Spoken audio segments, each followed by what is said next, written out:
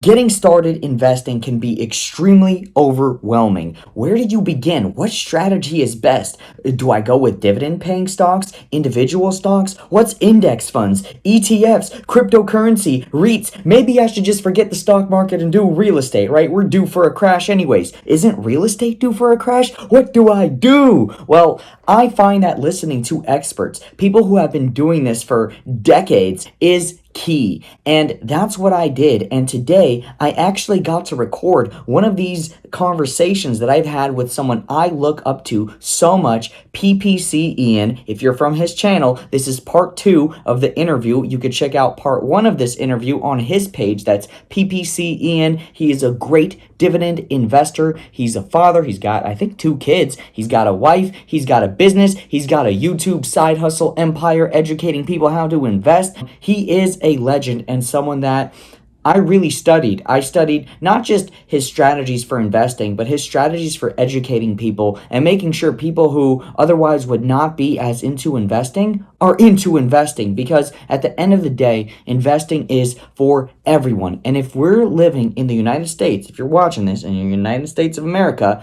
you have this privilege of investing with all of these different apps when you're paying zero commission fees. In the 1990s, you had to pay basically up to $10 per trade. Nowadays, you're doing it for free. So we might as well analyze and identify and then use our privilege. So without further ado, I introduce you to Ian from PPC. Ian, let's go. Legendary interview. Drop a like, drop a comment, and enjoy this intro song that I got for you now. Let's go. Like, comment, and subscribe. Funancialism. I'm a lazy boy, all my money working for me. Chilling on the couch, what's on? Rick and Morty. Swimming through the cash like my name Dory. Doing what I'll do, I'll retire before 40. Okay, guys, with me, I have Ian, one of the greatest investors that I have met on the internet of all time. I have studied him. This is a little creepy for you, Ian, I know, but I have studied you. I've studied him for a number of years. When I first got into investing, he was one of the earliest YouTube channels that I discovered. His analysis of dividend stocks is so intricate. I learned so many things that I didn't even know I had to know. So Ian, without further ado, I am so excited to interview you.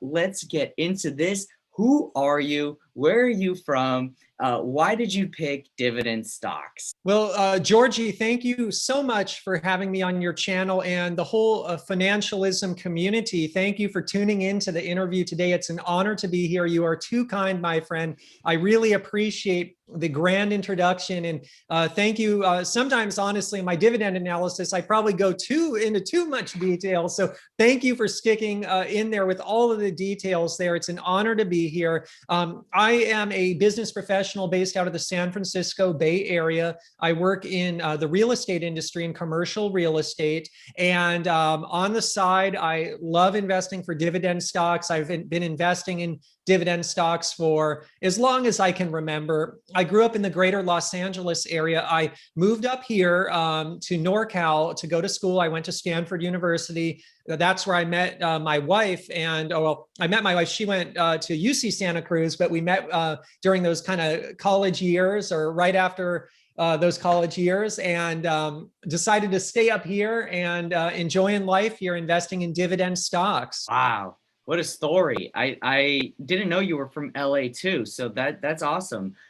Yeah. How would you tell someone, because like your channel, I would say, like, even though it's very beginner friendly, you do go into very niche concepts when it comes to dividend paying stocks. Like, you're comparing debt from one company to another, and you're telling people, hey, across industry, this debt should be weighed differently. And I'm just like, let me write this down. Let me write this down. This is amazing stuff. So you are an excellent educator. I learned so much from you, but how can a beginner get started when it comes to dividend paying stocks?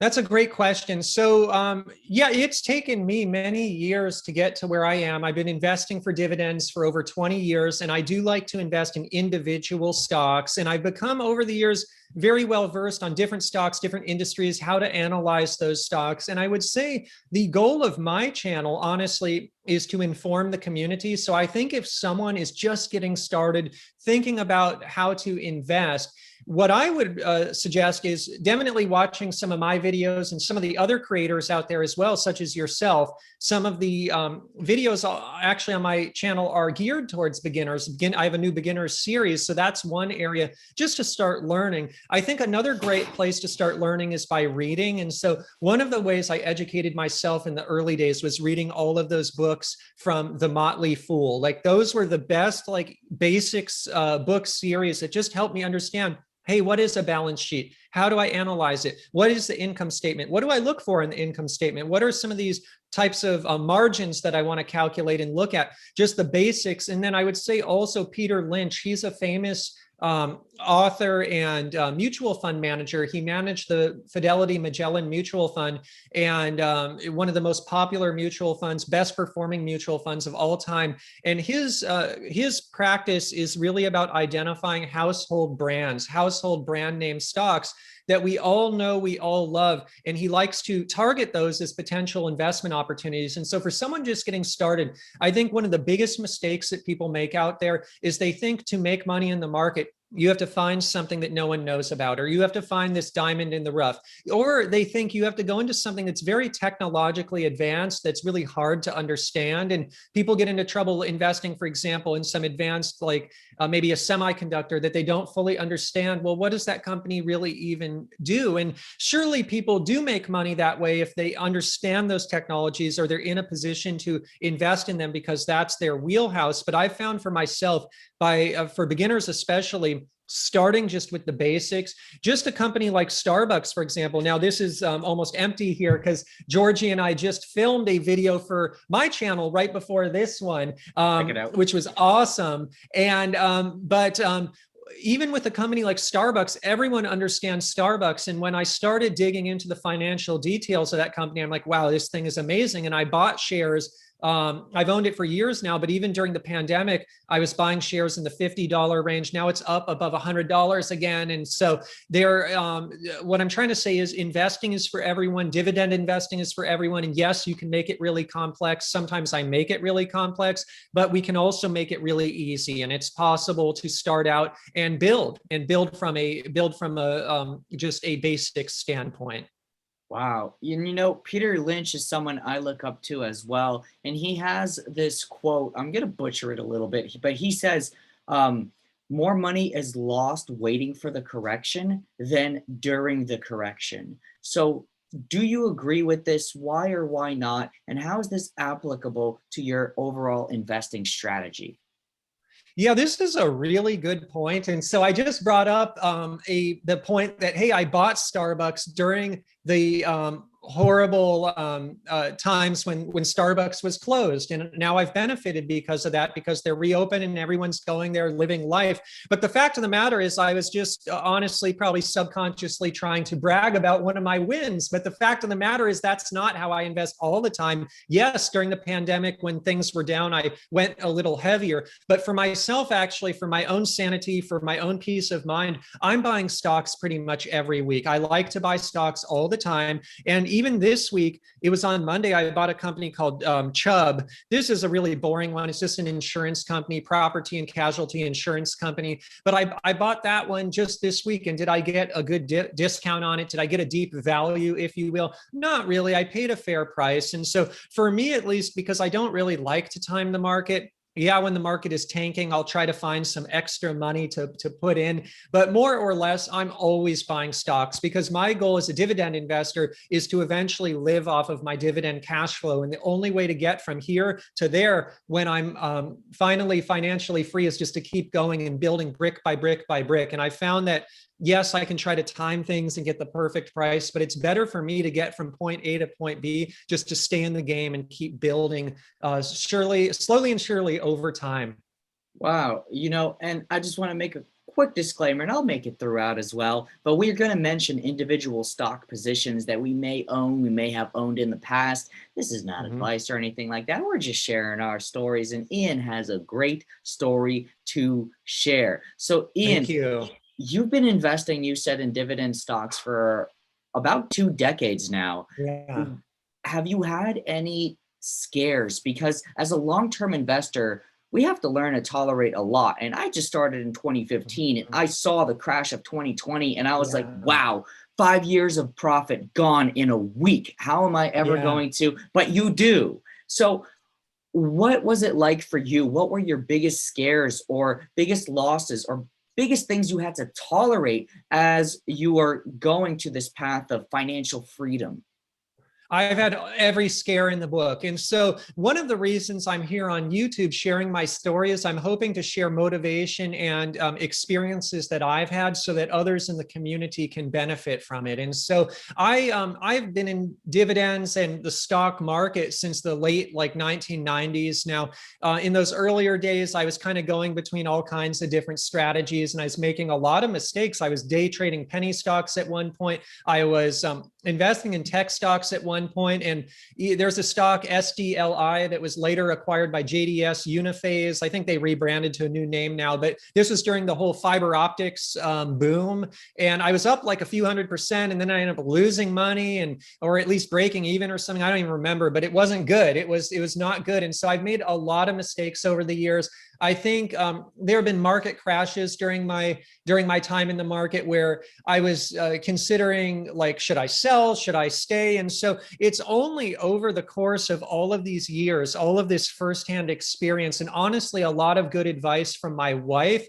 Sometimes it's really good to bounce ideas, and this would be a tip for the community, off of your significant other or off of a family member. Now, you have to be careful because sometimes, you have to find the right person. And so maybe not all family members are the best to consult, but I found with my wife, at least, because her grandmother had been really good at investing, she had kind of been raised and picked up some really good, just more general philosophies over life of what it means to be a long-term investor. And so sometimes if I feel like maybe I am getting fearful of the market or I'm uncertain about something, just kind of bouncing ideas off of her or getting reassurance. And so I think that's just having an accountability partner out there, whether it's your significant other or even whether it's the community here on YouTube. Because I'll say sometimes if you're talking about stocks at work, your coworkers or your boss or someone, maybe they try to even discourage you. I've been in work environments like that. I've also been in work environments where it's really positive and everyone's trying to encourage each other. But you have to find your circle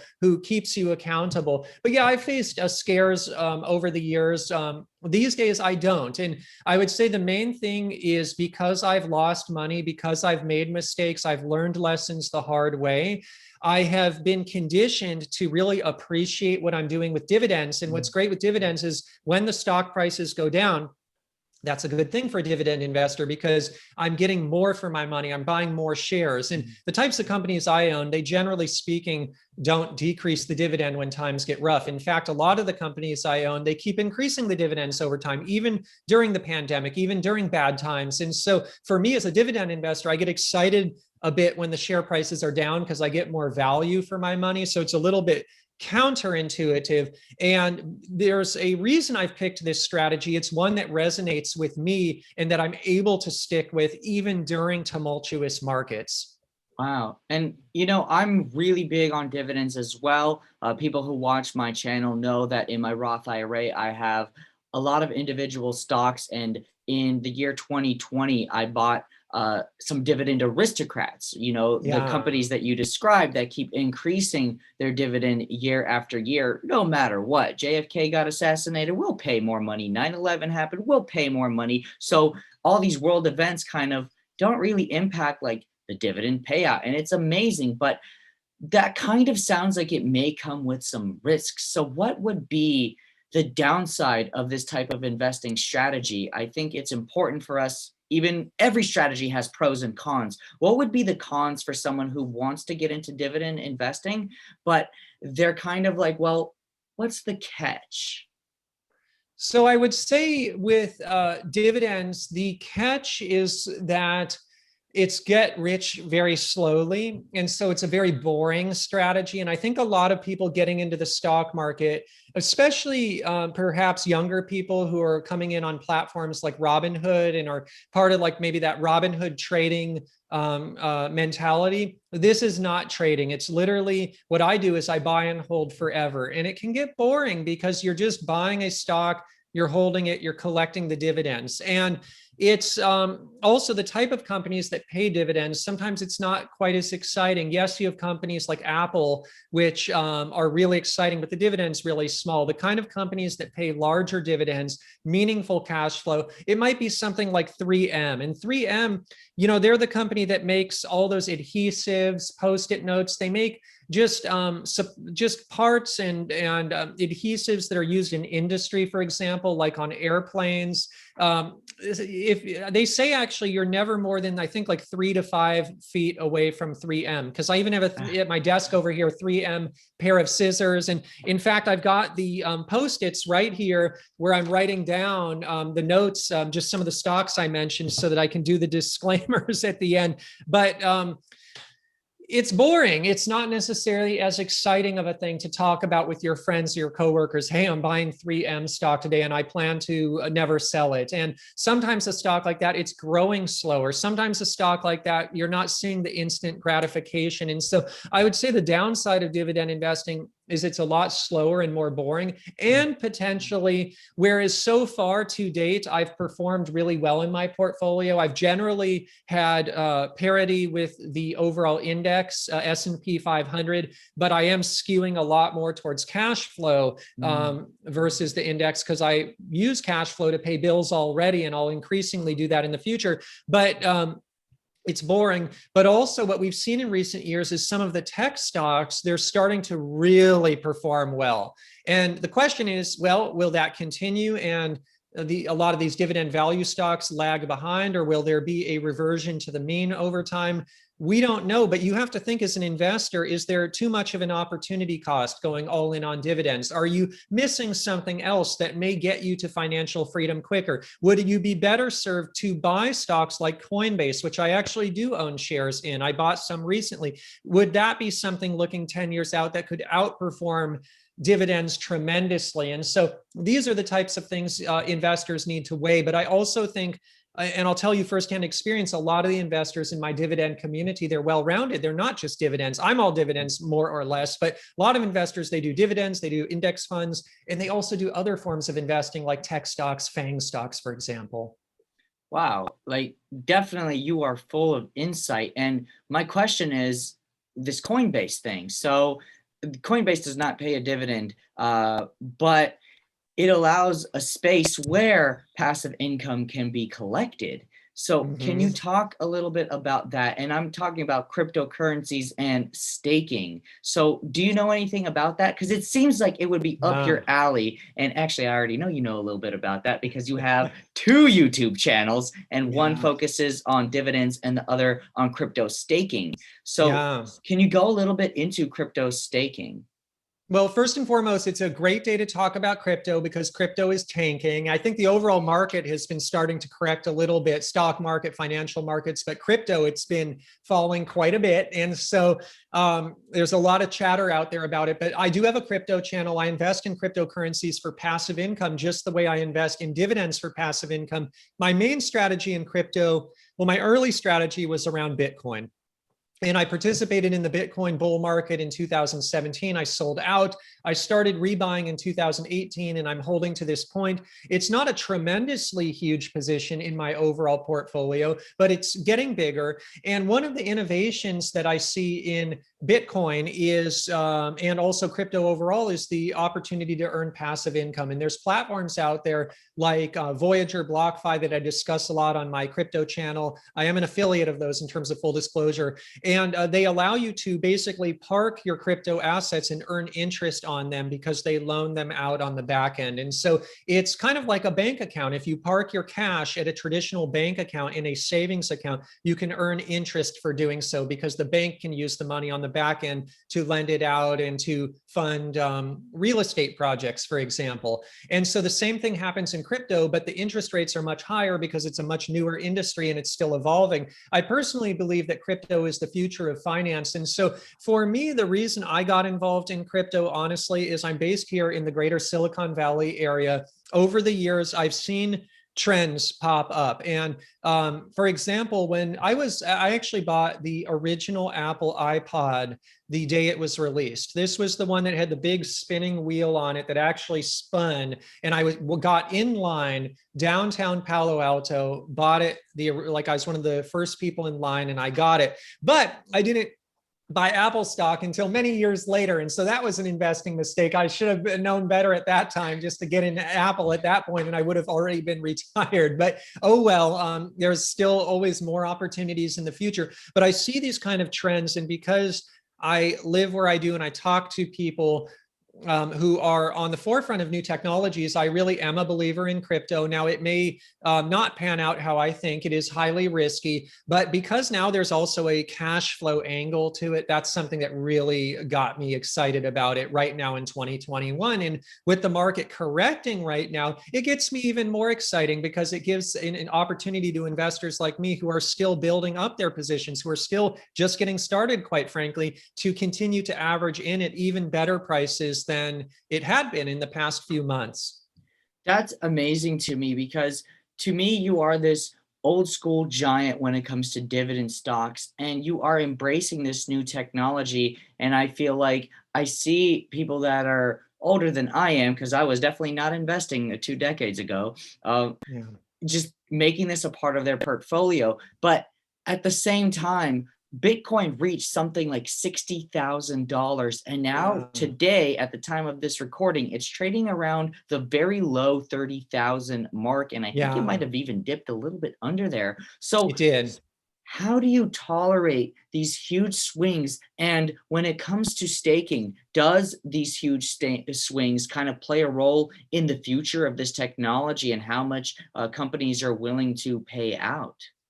So this is a really good question, and it all comes down to diversification. In my personal dividend stock portfolio, I own 51 stocks, and each stock plays a different role on the team. And so I have stocks of all different sectors. I have stocks that some are riskier than others, but they counterbalance each other, and they help in any kind of market to basically regulate the level of volatility. And so when I've moved over to crypto, one of the reasons I did that, quite frankly, was to add another somewhat non-correlated asset to the portfolio. And so crypto is somewhat uncorrelated with the stock market, although recently we've seen that it's been a little bit more correlated with it. But when I go into crypto, I take a very similar approach to what I do in dividend stocks. Now, again, I must be very clear with the community that crypto is a very small portion of my portfolio, and that's very important that I keep in mind. And I keep saying this because I'm not only reminding you, but I need to remind myself as well, because it is the kind of thing, just psychologically speaking, that I can see for myself and for others. It's easy just to kind of go all in on it because it's so exciting.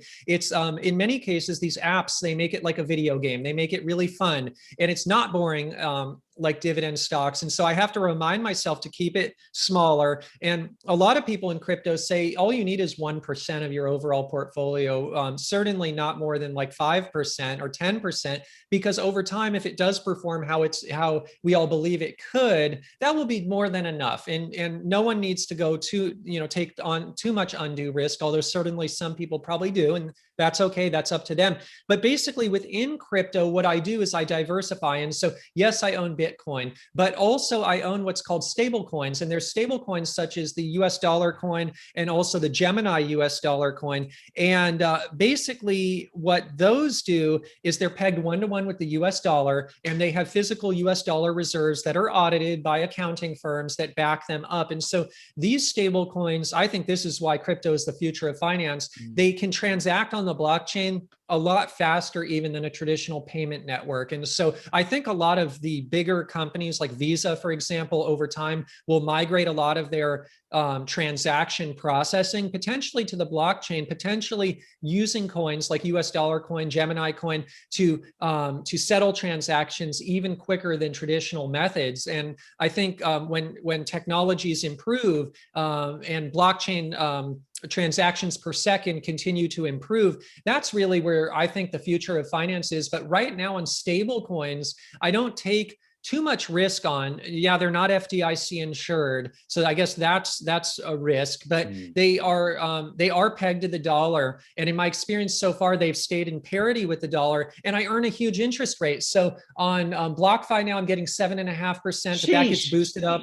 Yeah, and it gets boosted up another 2% because I got the BlockFi credit card, but that caps out, I think, at about $200 extra a year or something. And then on Voyager, I'm getting a really high return as well. I think I'm getting like 9%, which is soon to be boosted to 9.5% because I'm in their loyalty program. But the interest rates are really high. But my strategy these days in crypto is I'm generally deploying at parity. So if I deploy any money into crypto, half of that money is going to go into a stable coin, half of it's going to go into something that is not stable or not like Bitcoin that could have volatility to it. And that's how I can weather the volatility. Yeah, Bitcoin's going all over the place, but because I have stable coins, and I look at it as a whole, the volatility is regulated by those stable coins. Now, what I would also say though, is these days I'm probably moving even more to like a 75%, 25% rule. So crypto, it's a small percentage of my portfolio. Within that small percentage of new money going into it right now, let's say I'm probably going to move more towards like 75% of that's going to go into stable coins, 25% into at-risk coins. And because I look at it that way, it helps me sleep well at night, because a huge portion of what I do is investing to sleep well at night. It's not only about the final result, but it's about enjoying life. And if this stuff is too volatile, it can really have a detrimental effect to the investor's health. It's just not worth it. It's not worth taking on too much risk. I think right there is the biggest key, because you picked a journey, because you have a wife, you're married, you got kids, you have a family. So you picked an investing style that kind of matches your psychological profile from what it feels like. So this dividend path, it's like, these stocks could go up, these stocks could go down, crypto could fall apart, but right now I'm getting this passive income from it. And by consistently investing my income in there, I could create basically a life where my dividends and my crypto returns pay for my whole life. So that's amazing. This is something that I feel like 100 years ago, only like the Illuminati, the elite of the elite could really be doing. But here you are, like a regular guy on YouTube, like you got a passion for real estate, and you're building this life and teaching others that it is possible to live off of your investments. So my question for you is, how did you even get started, like in this path? Like you said, you read those Motley, right? Yeah. So was that really it? That's all you did? You just read a couple books and you went in? That was part of it, because back in the early days, there was a bunch of different Motley Fool books, and also on their website, they had a bunch of different portfolios. And like one of them was called like Rule Breakers, where basically they were going after high-tech companies that were going to go up 10 times or so, Amazon style companies. And another one of their portfolios was the Dividend portfolio. And then I read a very influential book from them called Investing Without a Silver Spoon. And what it talked about were dividend reinvestment plans, because back in these days, to buy stock on a broker, it was expensive, and there were expensive transaction fees. But when I was just getting started, I didn't have much money to invest. And what was interesting about this concept of investing without a silver spoon is it talked about dividend reinvestment plans, which is basically a way that investors can buy stock through a transfer agent like Computershare directly from the company. And so it's a way to bypass the broker. It's a way to own stock actually in your own name, because when you buy it in a broker, it's in the broker's name. And it's a way to, these days, many of the dividend reinvestment plans, they do have high fees, but some of them still don't. The companies themselves, in a lot of cases, will pay the fees. And so back in those days, it was like, wow, I don't have a lot of money to invest. I might only have $25 each month or something like that. But I want to invest it, and I can do that without paying any fees. And I can do it by buying it through a dividend reinvestment plan directly with the company. And that's how that real notion resonated with me. And I think one of the things I love about dividends is it's not, some strategy that's just for the wealthy elite. It's a strategy that has always been, I would say it works for them too, but it's also for the people. And that's what my channel is all about, and kind of why I'm on YouTube, what I'm trying to accomplish. When I look at the future, I see a lot of things that are going to go really well. And I feel like all of the technological advancements are making a lot possible, like what we're doing right here on Zoom. But I also see that things are changing in our society, especially with things like automation. And I wonder, like my kids, they're really young right now. And when they get older, when they want their first job, maybe they want, just summer during high school, like get a job at McDonald's or something. But I wonder, I own McDonald's, by the way. I love that company. But I know they've invested a lot in technology. They have a Silicon Valley office now. And so will everything be automated? Will those jobs be available? I don't know. And so what I love about dividends is, whether it's through dividend reinvestment plans, whether it's through brokers that charge no commissions, there's many ways that investors, even on a small scale, like just $25, can get started. And it's investing for the people. And it's a way for anyone to hedge themselves against what might be coming in the future, and prepare themselves financially to be successful and to live their best life. And not only for them to live their best life, but for their families in the future to live their best lives. I think your kids are very lucky to have you thinking ahead in such a unique way, where like the world is scheduled to be automated. We don't know when, but we see it happening more and more. And the working class is going to have a lot of problems in the future. And so like, I think it's up to us to create this passive income, because we can't count on a state or government to do it for us. And I hope that they do. And we had this great experiment right now in 2020 where they did send out like this income to a lot of families. So I think it'll take a few years to really analyze the impacts that has on society and human behavior. But we don't have the privilege of waiting for other people to get it right. So what you're doing is, in my opinion, revolutionary work. This is the first time in history where there's no commission fees.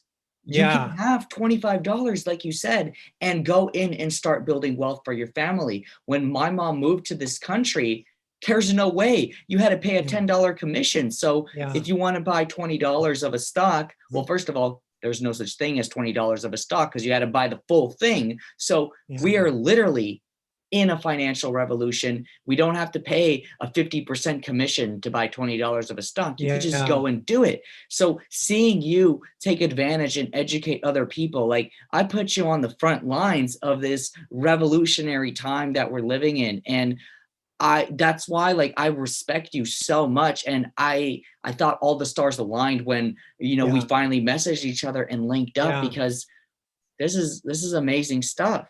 Well, Georgie, I just want to echo that real quick. And right back at you, because you're, through your Instagram, through your YouTube, the whole name of your channel, Funancialism, you're making it fun, and you're bringing finance, personal finance, investing to more people out there. And you're doing it through video, but also through comedy, also through music. I'm a huge fan of hip hop music, so I love your work. And I would say what you're doing is incredibly commendable, and it's making a real difference out there. And that's why I'm so excited about this collab today. And one thing on this point I want to mention to everyone is, whether you invest like me or like Georgie or anyone else out there, in my opinion, the key thing is to think about your finances and think about investing. And it doesn't matter. There's not one right solution. And if you beat the index, if you don't beat the index, if you match the index through index funds, it doesn't much matter whether someone ends up a little bit ahead or a little bit behind. All investors win in the long run, in my humble opinion. And that's kind of my message, is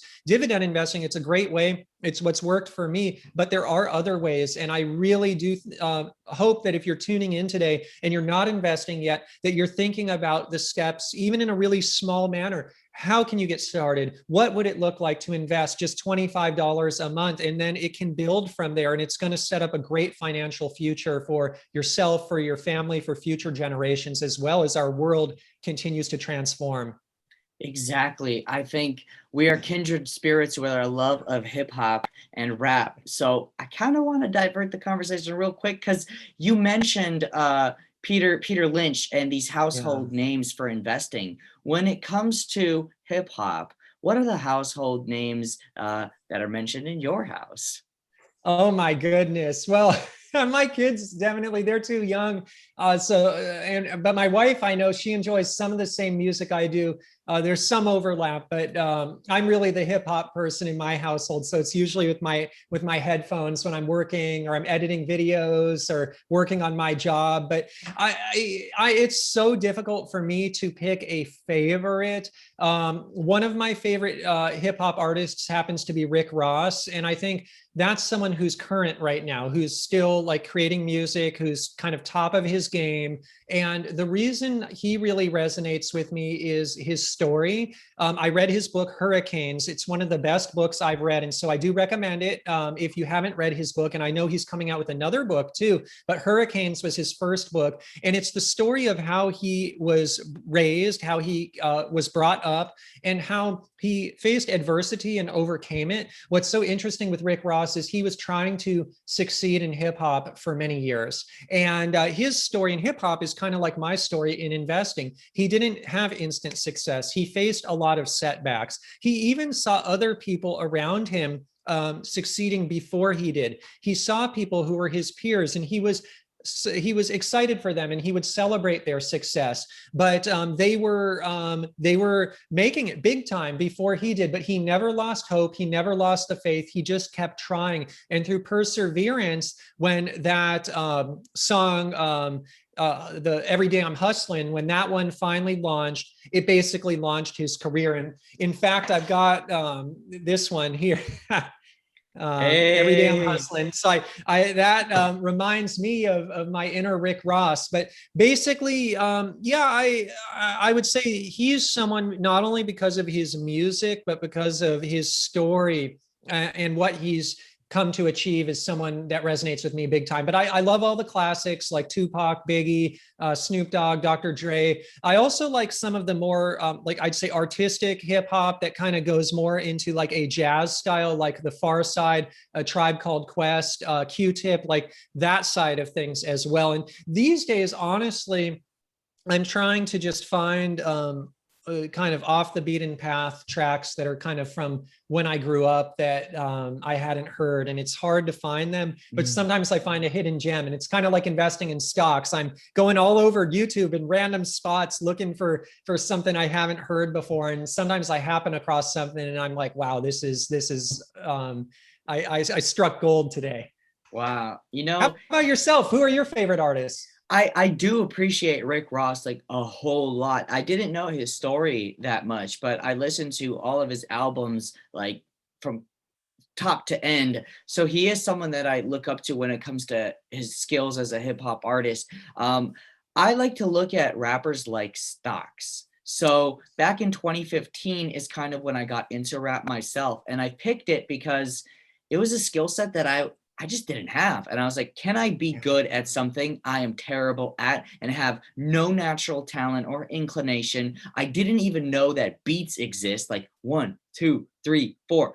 I would go to shows and I would be like shocked. How is everyone knowing when to bob their head at the same time? So all of those musical concepts over my head completely. So that's why I challenged myself to learn to invest in stocks and to learn how to rap and to start my career as a behavior analyst, all in 2015 when I graduated UCLA. So my favorites are actually people who I think are going to be huge later on in life. And in 2015, I picked some heavy hitters that have reached like huge success. Wow. So one artist I found was 070 Shake, who ended up 5 years later being on an album with Kanye West and Kid Cudi singing their choruses. So I was just like, oh, I got one. Another one was St. John. Again, in 2015, I heard him and I was like, this is the guy. And I actually saw him live. I'm a frugal guy. I don't go to shows live that often. Yeah. I would rather YouTube it. Sure. But he now had someone who mentored Jay-Z come out of retirement to coach him. And he is now basically having shows with people like Post Malone, millions of views on his YouTube, incredibly talented, blew up on TikTok. So St. John is an artist that I thought, wow, if this was a stock in 2015, it would have at least times 10, if not way more. But the classics, like I love Lupe Fiasco. Yeah. Lupe, he is a legend. Like his wordplay, I think he is so good that it is difficult for like lay people to recognize how good his rap skills are and the wordplay and the references that he's making, where he basically has to tell you what he's doing. And then you're like, oh my gosh, wow, I had no idea. And that is exactly how I feel about stocks. It's all under our nose and there is so much value there, so many lessons. And by clicking buttons on a keyboard, you might unlock something that lets you live passively off of your stocks, just like you're planning to do in the future. Yeah, I really commend you for your hip hop skills, because I'll tell you the big lesson I just took out of what you said, Georgie, is basically going after something that might seem difficult and trusting in yourself that you can overcome those obstacles. You can learn how to do it. You can not only learn how to do it, but you can become an expert. And it's kind of, I imagine some folks tune into these types of videos and they may feel, yeah, I want to get started in finance or dividend stocks, but I'm a little concerned about it, or I don't know if I have what it takes. But the fact of the matter is, that's what life is all about, is going after those things that might seem challenging and proving to yourself that you can do it. Because I'll tell you, I was able to do it. Georgie is able to do it. And I'm kind of the same on hip hop. I know a long time ago, you mentioned to me, do you want to be on one of my videos? And I was kind of like, no, and it's really kind of out of a place of where you were probably when you started. When I'm on my own and I'm listening to hip hop music, I'm good with lyrics, so I can remember and recite exactly as what was said, but I don't know how much confidence I have in my hip hop skills to actually produce and kind of rap to the beat. And so it's really amazing to hear that you didn't have natural talent in that, because to me, the way you sound now is if you are a natural. And I think that's a lesson for anything in life, for anyone tuning in, that do those difficult things, go after them, because life is short and you can do it. Exactly. I think that is why I picked it. So I could tell people later on, hey, you could be the worst at something, have no skill, no natural inclination, and no mentors. And you can do it with the internet and a microphone. That's why I appreciate rap artists so much, because traditionally society has looked down on them as people and as a genre. And it climbed from being so hated to the #1, I think, music genre in the world. And it's just amazing what people, hip hop artists and rappers specifically, have done just with their words and using their throat as an instrument. That's amazing. And I think there's thousands of years that led up to this moment in time today that made it possible for human beings to express themselves in this way. So this is why I connect so much with you, because when I watch your videos, you're like the rapper Jay-Z says, and I'm like, this guy. So that's what I appreciate a lot about you. But there is another investment that I'm making that I want to kind of milk you for some wisdom right now. Let's do it. So YouTube is incredibly difficult. I make video after video, getting 50 views, 100 views. Sometimes I get 1,000 views and I'm like, yes. Now, I kind of hit the algorithm on Instagram, but I always wanted to make videos on YouTube, because I feel like this platform is the next university. This is where we learn and connect as a species. And I think I think the world is going to happen here. Like, this is where the next century starts. So I Yeah. definitely want to be on the platform and pushing forth. And I know people watching right now, they want to be Yeah. successful on YouTube too. And Absolutely. you have not one but two channels. So how did you what tips do you have basically for someone at my level or someone who's looking to start YouTubing? Absolutely. So this is a great question, and I agree with you that YouTube it now is YouTube University, and it's the first place I go when I'm trying to figure out how to do anything, whether it's a home improvement project or there's something wrong with the car. I'm trying to diagnose, a car is not working. What's wrong with it? I will tune into YouTube, and so I know so many investors are here now as well. So I'm just blessed to have that platform to be able to connect with people. I would say I got started a while ago. If you actually, what's different about my YouTube versus a lot of other people's is a lot of other people, they kind of delete their older content that might not even be related to what they're doing. But when I started in YouTube, and the reason my name is PPCE, and that stands for pay per click, I used to be, or I still am, a digital marketer. I do that as part of my job in commercial real estate. I'm in charge of the website, in charge of the advertising, and a lot of our advertising is pay per click. It's literally Google AdWords allows you to target certain keywords and pay for the clicks. And so that's where my nickname comes from. And when I started my YouTube channel, I think it's probably over 10 years ago, I was talking about pay-per-click, and my blog, ppcian.com, pay-per-click. It's kind of a Rick Ross story. I just stayed really persistent. And in those early days, I did not see any success. I was actually just trying to make it more of a corporate channel where I communicate to people like,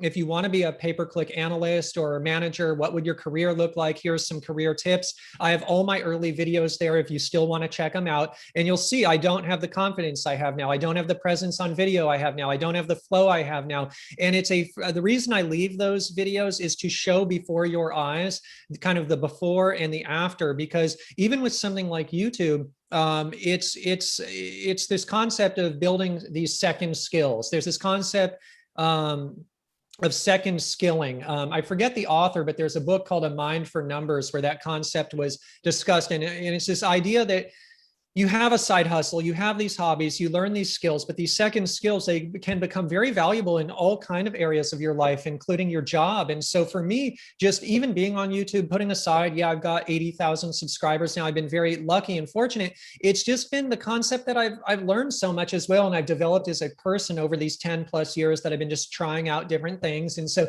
I think the first tip is just get started. Even if not many people are watching it, you will become better at communicating. You'll have more confidence. You will you'll just learn certain things. Like for this live stream today, I'm using some new equipment, and it looks a little bit better than the live stream that I did just a week ago. I did a video that went live today on my crypto channel, interviewing someone from BlockFi, Chris Fiore.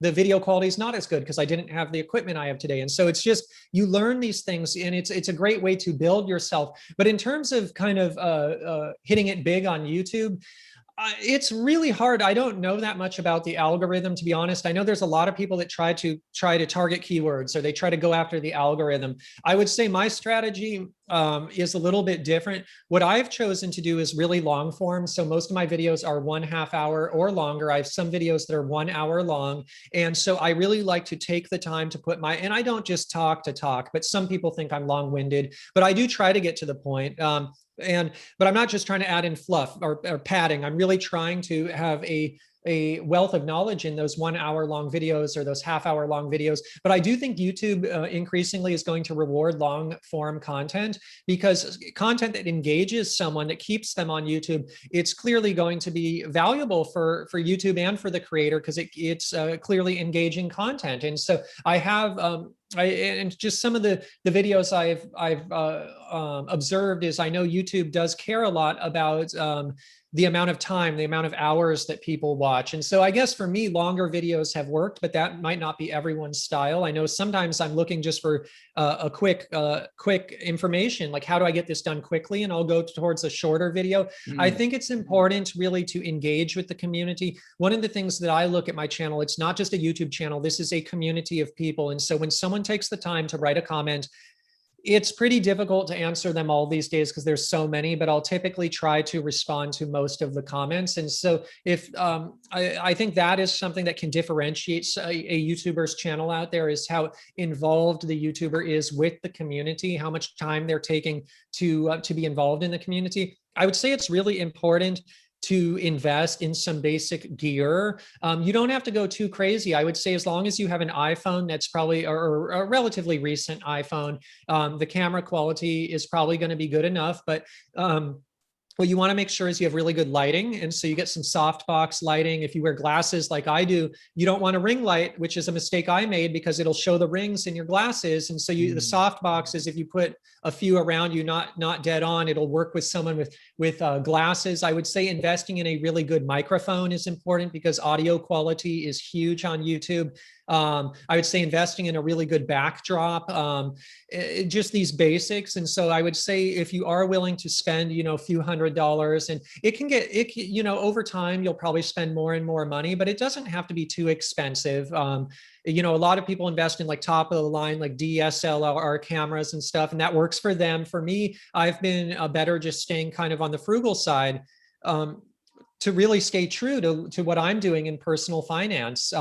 But I would say, that would be just thoughts, as well as try to have good production, because YouTube now isn't like it was 10 years ago. Everyone has good quality. And I would say also just think how you can differentiate yourself. For a while, I was doing thumbnails on my channel that were really creative and amazing, but then I saw everyone in the landscape had the same thumbnails. And so I just started to do thumbnails more recently that look a little more home brewed, home spun, just to try to differentiate out there, and make my channel look a little different, even if it's not quite as produced as they were before. At least it looks different. And so I think there's so much that goes into it. But I would say something else is even like what I'm doing here on this guest interview, and what Georgie did on the guest interview on my channel, trying to network with people. I think the collaborations will help differentiate a channel and bring in new people who might have not found that channel as easily. I'll tell you, when I started in YouTube, if you type in YouTube dividend investing, I would always rank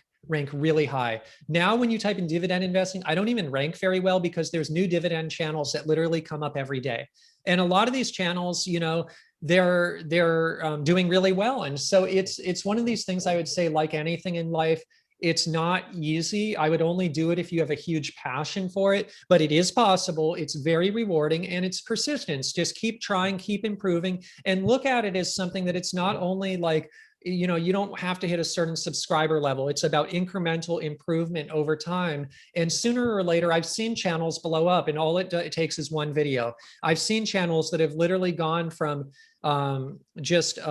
maybe a few thousand subscribers to hundreds of thousands. And it's because they had one video that just took off. The algorithm picked it up. It got on the homepage of YouTube. And so just remember that your life can change really quickly. And I think that's why I always keep the faith with YouTube, and I keep the faith with my investing, with anything in life, because even when life seems challenging, even maybe you're at your job and things aren't going that well, just remember that you're only one project away from taking your career to the next level, or you're one phone call away from getting another job that might serve you better. And you just have to keep staying persistent, no matter how difficult things seem. And so those are just a few tips that come to mind, but certainly this alone could be a whole video series. Yeah, I think that you dropped a lot of gems right there. I was definitely taking notes mentally of what I'm going to do next. And I think the most inspiring takeaway from that is it only takes one to get there. And the only way to get to that one, like in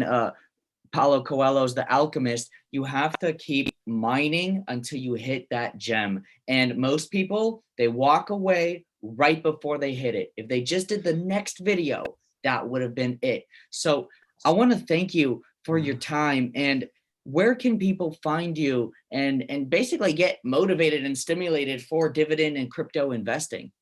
Well, I really appreciate that, Georgie. Yeah, I'm on on YouTube. My channel name is PPCIAN. That's spelled PPCIAN, and my crypto channel is just PPCIAN followed by crypto. And so those are my two channels, and you can find me here on YouTube. And I'm also on all the social media platforms. My name is Ian Lopuch, Lopuch, and so you can find me on Twitter under that handle, Instagram. I'm on all the social media on Facebook. I got a private Facebook group where we talk. It's free. We talk about dividend stocks, and so I'm all over the place. Just search for me online, and I look forward, hopefully, to seeing some of you in the community, and always welcoming new members into the community. We have a really great group there. I even do in-person meetups as well from time to time in the greater California area, just for fun. It's free. We have Starbucks and talk about stocks, talk about investing, and we motivate each other. And I'm always picking up and learning new things myself. And that's the best thing about all this YouTubing. And I imagine for you too, my friend, is doing this, we learn so much from each other, and that's what's important here. Is we're all motivating each other to be our best and to enjoy that financial journey. And thank you, my friends, so much for the opportunity to be on the channel today. Literally, this is one of the first collaborations I've ever done, and I really wanted to do this one because I think so highly of this channel, of the mission that Funancialism is going after. And I really do believe this is going to be one of those YouTube channels, like you're saying, with those hip hop artists that, like back in 2015, we fast forward a year from now, you're going to be up at like so many subscribers. One day your channel will be bigger than mine. And so, wow. That's what's going to happen. And I'm so excited to see it before my eyes and have an opportunity here to get in on the ground floor with this wonderful interview. Wow. Like, thank you so much. Like, I might just cry just for a little bit before I go to work today. Thank you so much for all of your words of wisdom. I think, hey, Rick Ross, if you're watching this, biggest fan right here, right here. Biggest fan. I'm the biggest, or one of the biggest fans. And in fact, I'll give one more fun tidbit. I was on Instagram and I did a book review of hurricanes, and Rick Ross himself liked my post, and it made my day. I was like, yeah, and I was telling everyone I know that Rick Ross, he liked my post on Instagram. Now, I don't know if it was him personally or his social media team, but hey, I'm happy with it. The energy is there. I saw that and I was like, what an epic moment. Like, I recognized what that was. That's a powerful intersection of different areas of your life. And I was like, wow. Yeah, wow. Yeah. Anyways, I think I might have just cried a tear of happiness when that happened. Yeah. Well, you are my Rick Ross when it comes to YouTube and financial literacy. So thank you for motivating me and for motivating the people watching this. And definitely go watch Ian's channel. I watch all of his YouTube videos, and then I reiterate them in my own special ways on TikTok. Thank you. And I'll tell you, just before I leave, I want to let everyone know that the stocks I mentioned today, I own them all in terms of full disclosure. So like Starbucks, Chubb, 3M, Apple, Coinbase, Bitcoin, US dollar coin, McDonald's, Gemini, US dollar coin. I own all of those. And I don't provide financial advice. I'm just sharing my journey for fun and entertainment. And so just some friendly notes to the interview today. And thank you again, my friend. Really appreciate it. If you enjoyed that video, don't forget to like, comment, and subscribe. Click one of these videos over here, and I'll see you next time.